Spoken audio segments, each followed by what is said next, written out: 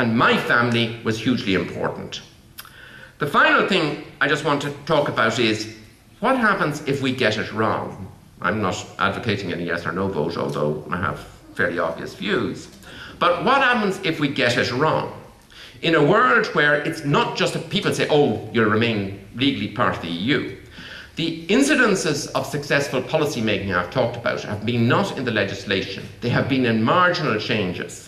And taking two, for example, the common agricultural policy will need it will be transformed or reformed again or changed dramatically in the early years of the next decade. That's going to be a major debate. If we voted no, do you think the French, and I see the French ambassador in the audience, do you think the French will be as helpful as they have been over the last few years in the future? Will they want us hiding under their umbrella?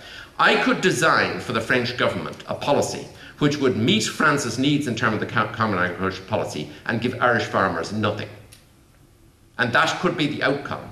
And it would be perfectly consistent with European law.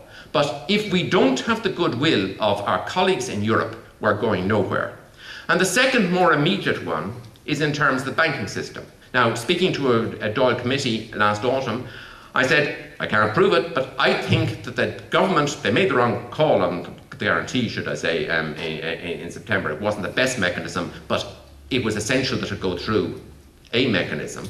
That life was made very difficult for them by the Commission, I think in an unreasonable way. If Ireland hadn't been unpopular at the time, I think they would have received more sympathetic hearing, especially in the face of, I think, unreasonable complaints from the United Kingdom government.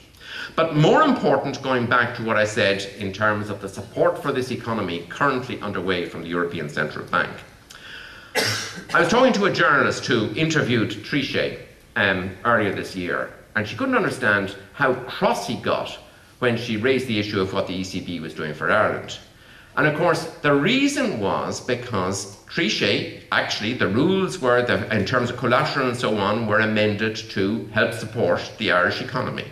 But the Germans, a lot of people in Germany, as I have learned to my cost, academics, civil servants, journalists, especially journalists, want to screw Ireland, partly because of the corporation tax and partly because of the vote no on Lisbon.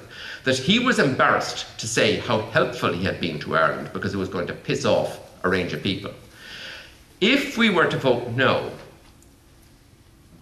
the governors of the central bank could change the rules on collateral if they wanted to. We may need this facility to spread not just into next year but into the year after in order to allow an orderly wind down. Will we have friends at the table?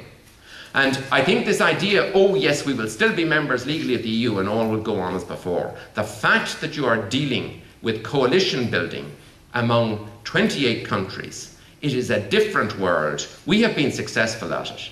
And I think the success of this Irish economy depends on us pursuing our national interest in terms of the economy successfully in Europe with our partners.